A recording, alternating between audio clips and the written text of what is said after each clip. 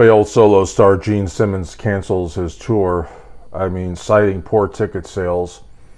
Look, folks, the only two successful former KISS members that ever went solo, that were ever successful on their own, guys that, you know, you've heard of every day. I mean, household names.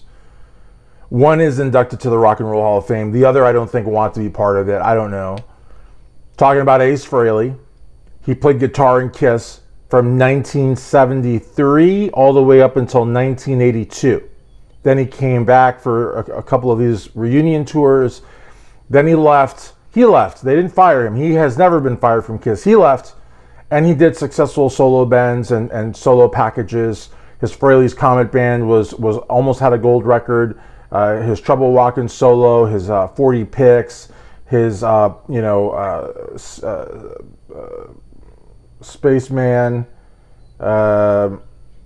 Anomaly.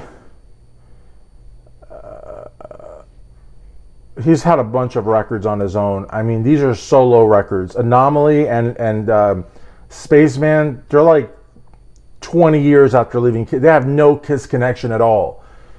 He's been successful. And then, of course, he's a singer. He's a guitar player. He can play rhythms. He can play leads. He can play bass. I mean, accused of being a bad musician because of drugs and alcohol. Guy's been clean for like 20 plus years, and he's just a force to be reckoned with. And he sells out big halls, and he puts on packages with other big bands.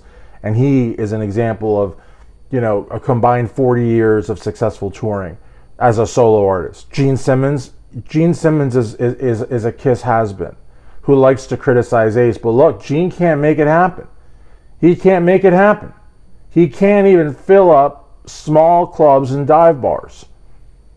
Like, if he was to play a concert in Gaza for free, all you had to do was listen to his band play for an hour and you would get, you know, a bag of rice or something. People probably still wouldn't go. They would rather starve than go to a Gene Simmons solo concert. So, I mean, you know, and so, and the other big name in KISS that had a successful solo run and continues to be a successful solo artist is Vinnie Vincent, who a lot of people think saved KISS. Now, Vinnie was in the band in 1982, 1983, 1984. I mean, he was in the band for a long time.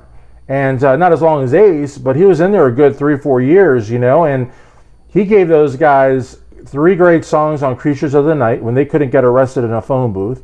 And then he wrote 8 out of 10. He co-wrote 8 out of 10 of the songs on Lick It Up. He saved KISS. And then when they were kind of lagging after Hot in the Shade, you know, which is a horrible album, just crap. I mean, their biggest song, they're like Paul's playing an acoustic guitar with cowboy boots. I mean, it's just ridiculous.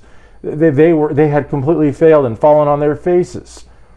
So what do? They call Vinnie Vincent. He comes in, co-writes 3 of the heaviest tracks on the band's sort of return to, you know, being KISS, kind of like Creatures was in a way. Vinnie co-wrote 3 of them, and those are the 3 songs that most people love. You know, most people. In fact, I was over at a strip club in Texarkana. I'm not going to say the name of the strip club because, you know, it's I don't know if the owner wants me to put it out there or not. It is the best strip club in Texarkana. It is just amazing. Well, they play KISS Night. And on KISS Night, they play 1 album from KISS, and they play only 3 songs. And they played the 3 songs that Vinnie Vincent co-wrote from Revenge. And I said, do you happen to know? And that was the biggest mistake. Maybe this is why I don't want to tell you the name of the owner of the strip club. I said, that's Vinnie Vincent. He co-wrote that. And I made the mistake of saying, have you ever heard of Vinnie Vincent? And he's like, come here. And he takes me to the back, and we're walking through this pink hallway. And I'm like, what the fuck? But it's a strip club, you know, so pink, you know, is their favorite color. He opens the door, and it's like a whole room. It's like at least twice the size of this room. And it's covered, I mean, every inch in Vinnie Vincent Invasion regalia.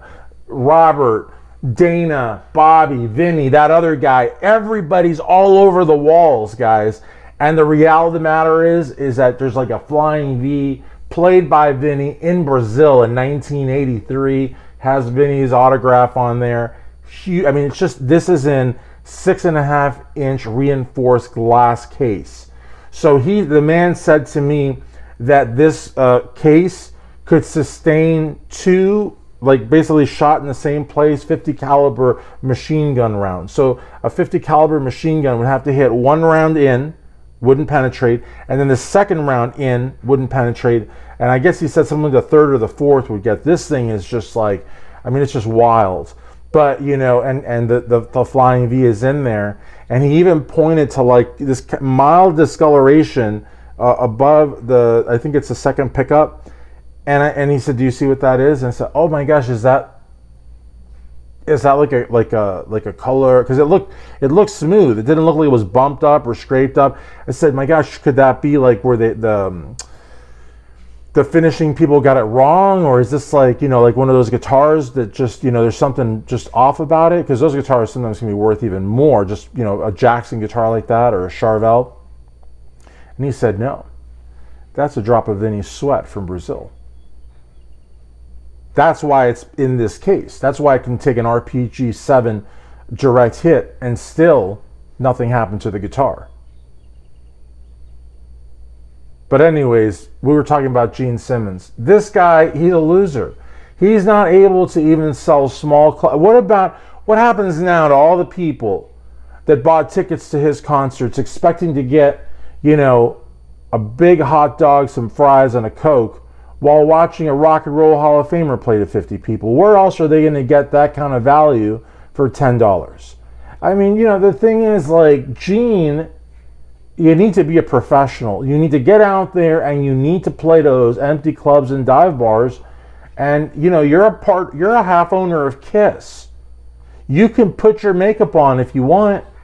And I mean, you can even have the drummer put on Peters and the guitar player put on Aces, because you like own half of their makeup, right? You and Paul. What you can't do is make Paul's makeup on, because, you know, that would be Paul wouldn't go for that, and then that would be Kiss.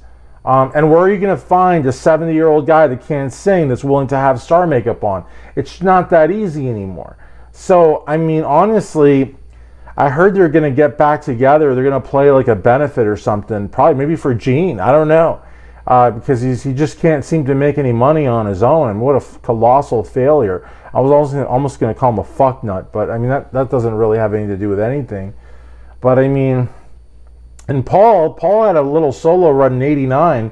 You notice he didn't go on to like multiple legs and arenas. He probably couldn't fill a phone booth in 1989 anyways. And so I mean, maybe a garage. I mean, look, it wasn't a bad band. Eric Singer was in there, you know. It wasn't a terrible band, but I mean, did he sell what Ace sold? No, never. Anyways, enough about Paul. Yeah, I mean, if you take anything away from this, I just want you to take away that Gene and Paul suck.